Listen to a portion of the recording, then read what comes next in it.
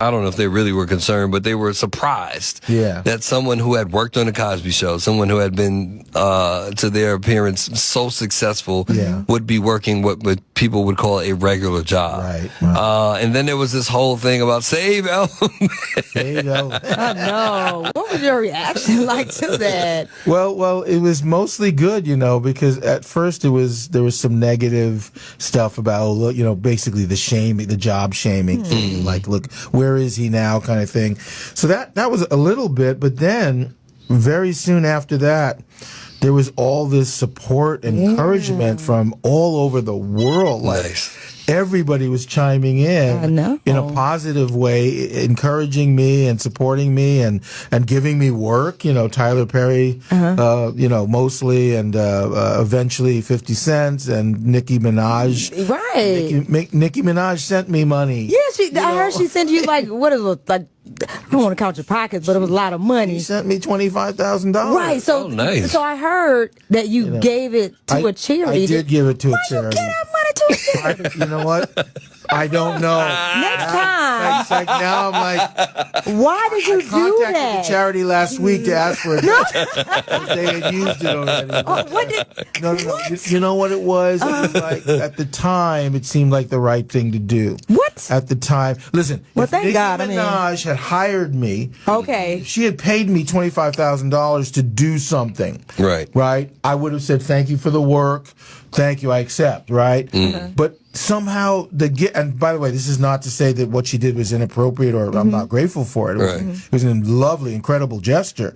But at the time, it felt like just being given that money just as a gift just didn't seem right to keep it. I felt like, I'm in need to a certain extent, but there are other people that are much more in need of this money. I was perfectly willing to accept the work. The work that Tyler gave me, the work other people gave me, and but just being gifted that money as charity, at the time it just didn't feel right. Was it like you felt like it was maybe a handout kind of? Yes. Now, by saying that, if Nicki Minaj is listening, she's I don't want her to gonna see it. No, but it was a handout. It was a very generous, lovely handout. But I wasn't comfortable with that. As I said, if she'd said, here's $25,000, put on a show or do, whatever. Yeah, thank you very much. But anyway, it was a weird time. It was a very strange time. That's weird. For 2 weeks or more, I was like one of the most famous people in the world. Man, like, I was trending. You were trending like crazy. That was anywhere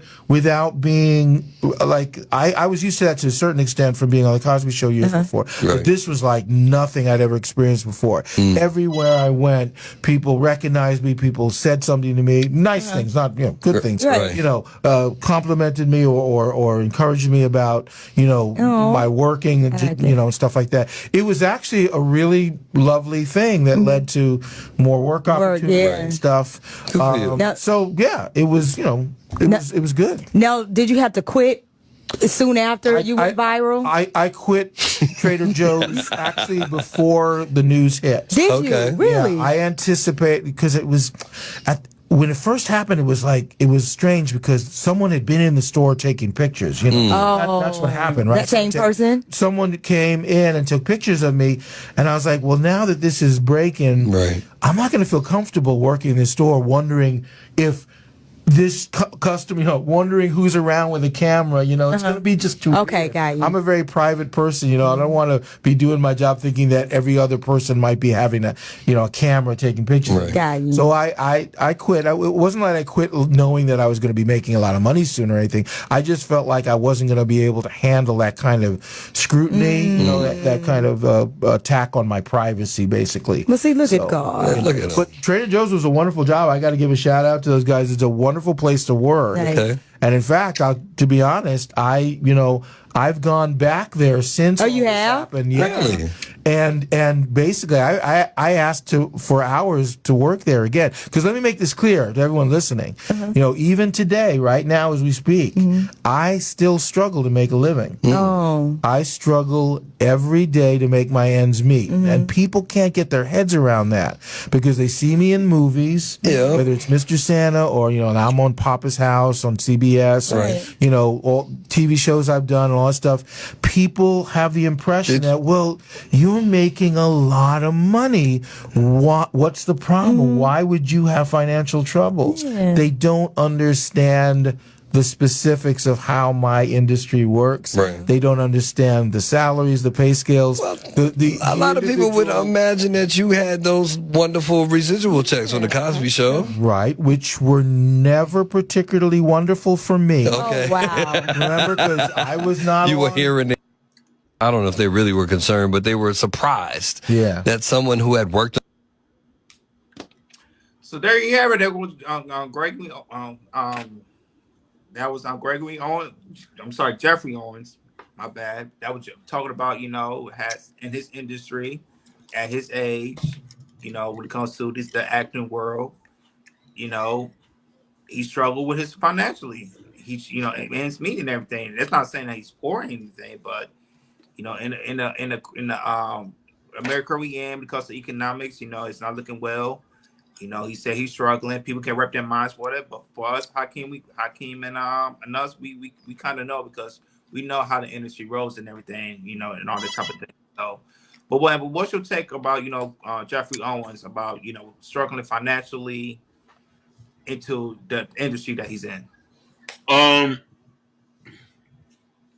lot of us is not in the movie business. We're not in the TV show business. You said this, Jordan. It is a rarity.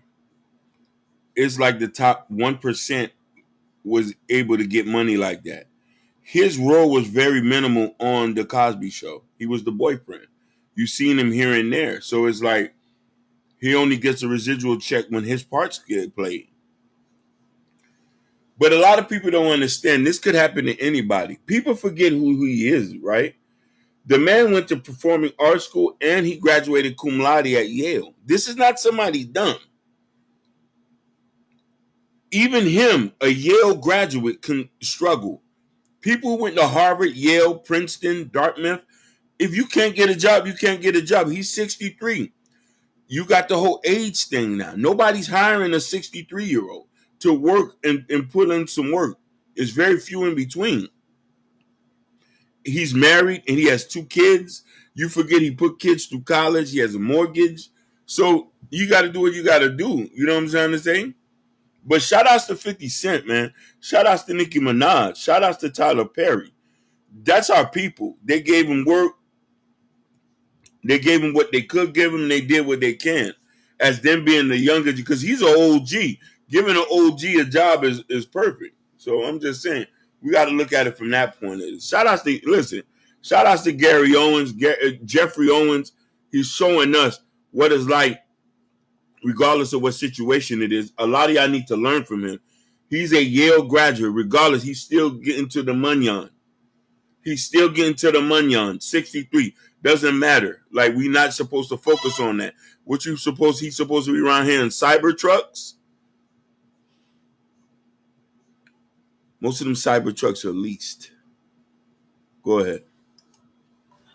You got that right. So I want to say this, Hakeem. He also, I sent you a picture about another picture. He put it up because a lot of people don't know that he's in the Cosby Show, so I sent it to you. I'll just say this, Hakeem. At least he started working. He stayed in there acting and just became poor. He went to a grocery store, which is Trader Joe's, which I respect. I'm in the grocery industry, so I can respect a man who going in the grocery and do what he need to do. Because I know Trader Joe's has good benefits and they play decent. So, and the thing is, it just shows you. And I also say this, remember last year when all the actors and writers went on strike. Remember that last year? Yeah.